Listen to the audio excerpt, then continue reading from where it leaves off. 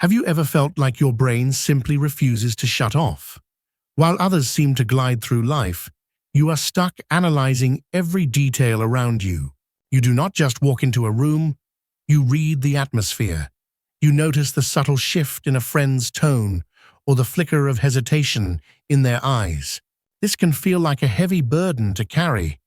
You might wonder why you cannot just let things go, or why you feel exhausted by simple social interactions. But this is not a flaw in your character. Psychology calls this the deep thinker phenotype, and it is a distinct way of processing reality itself. It is not merely about being smart or introverted. It is a biological trade-off between speed and accuracy, encoded directly into your neural wiring. You are operating on a high-resolution setting.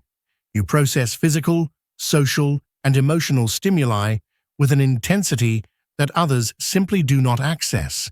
Number 1, we need to understand your hardware. At the core of your personality is a trait called sensory processing sensitivity, or SPS for short. Scientists estimate that about 20% of the population has this trait. It is an evolutionary adaptation found in over 100 species. Imagine you are walking through a forest. A typical brain filters out the rustling leaves to focus on the path. Your brain, however, hears every snap. You process the texture of the wind and the shade of the light. Your brain refuses to filter out the superfluous because it is hunting for patterns. This makes you incredibly perceptive, but also prone to overwhelm. You are not overreacting to the world. You are simply perceiving more of it. This leads us to the concept of the orchid and the dandelion. Most people are dandelions. They can survive and function in almost any environment. You, however, are likely an orchid. In poor soil or harsh weather, you wither faster than others. You are deeply affected by toxicity and negativity. But here is the validation you need. When an orchid is placed in the right greenhouse, it does not just survive, it blooms with extraordinary complexity. Research shows that when deep thinkers are in supportive environments, they often outperform their peers in creativity, resilience, and social success. Number 2 involves your motivation. You possess a high need for cognition. This is a stable personality trait that drives you to crave complexity. While many people are cognitive misers who try to spend as little mental energy as possible, you actually enjoy the friction of a difficult problem. Think about the last time you watched a movie. While your friends were just enjoying the plot, you were likely deconstructing the themes and cinematography. You were connecting the dialogue to a book you read 5 years ago. You do not just consume content, you synthesize it into a web of existing knowledge. This is why you hate unresolved questions. You have a resistance to closure, preferring a complex, messy truth over a simple, convenient lie. Number 3 is a specific mechanism in your brain called low latent inhibition. This is your brain's inability to screen out irrelevant background data. Most brains automatically ignore the hum of an air conditioner or the texture of a carpet. They classify it as safe and stop sending it to consciousness. Your brain does not do this efficiently. You remain consciously aware of the background details. You see the cracks in the pavement and the drifting clouds. This sounds like a recipe for madness, and it can be. If you lack cognitive control, this flood of information can lead to confusion or psychosis. However, when combined with high intelligence, this porous filter is the secret to genius. It allows you to connect disparate ideas that others ignore.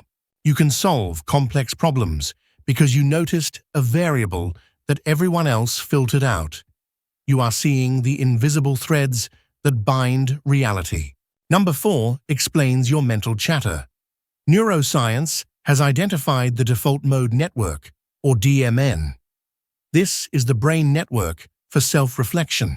For most people, this network quiets down when they focus on a task.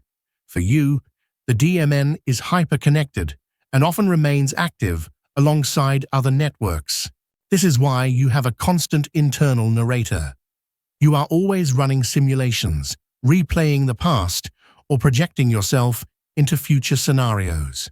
Imagine lying in bed at night.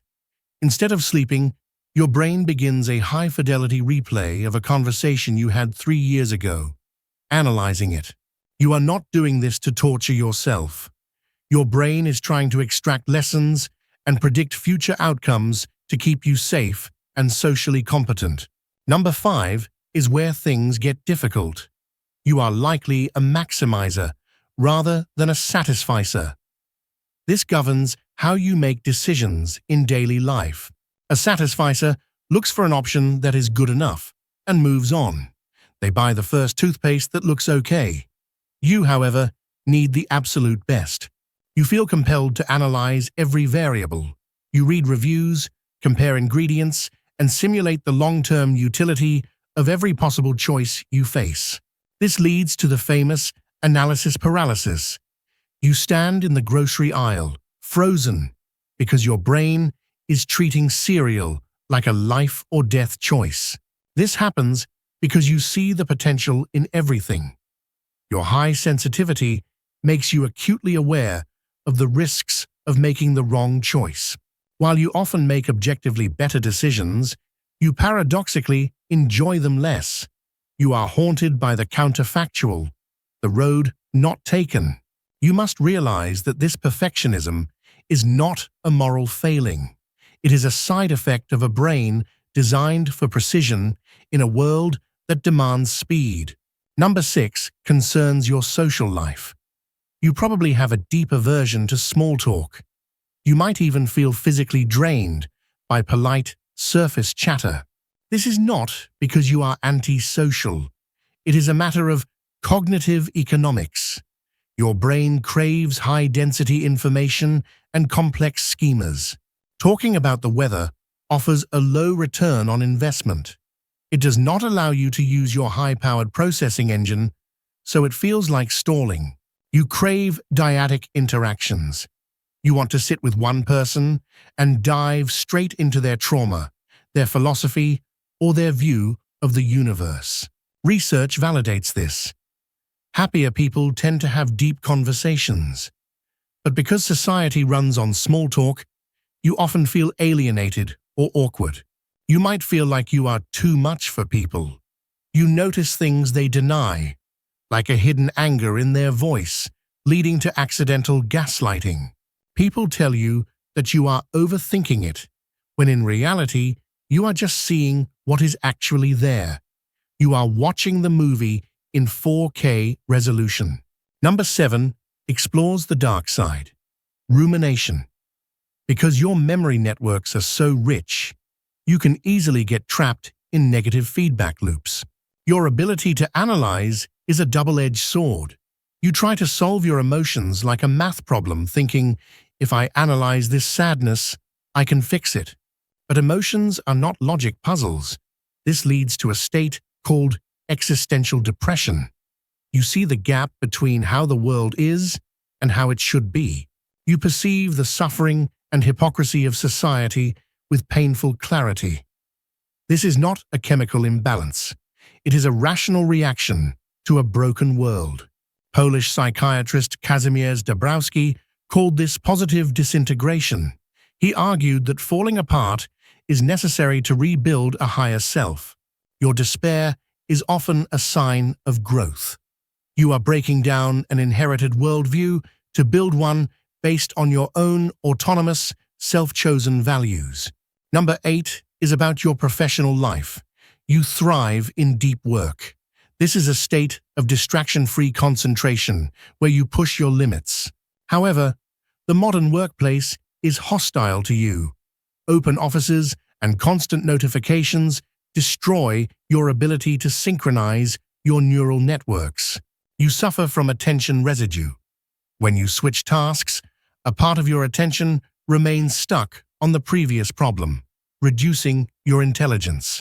Because you process deeply, your residue is thicker. A 5-minute interruption can cost you 20 minutes of recovery time to get back to full power. This is why you might struggle in agile environments that demand instant pivots. You need incubation time. You have the slow hunch that changes the world.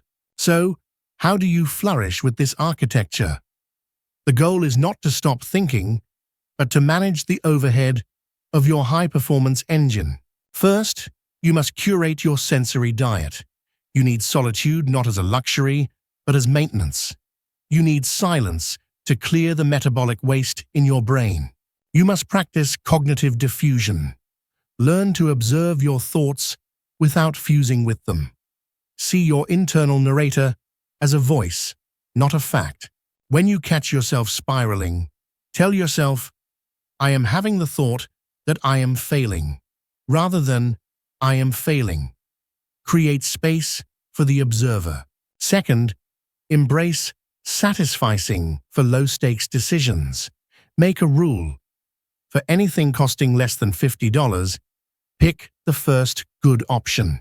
Save your maximizing energy for the things that truly matter, your career, your partner, and your values.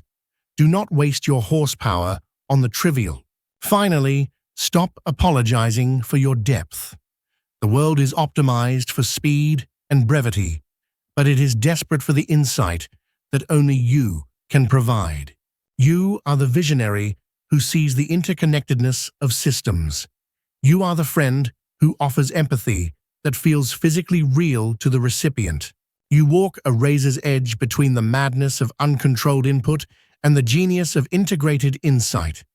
The cost is high, but the reward is immense. Your depth is not a defect. It is an evolutionary strategy designed to look beneath the surface and find the truth. Use it wisely, and you will illuminate the world.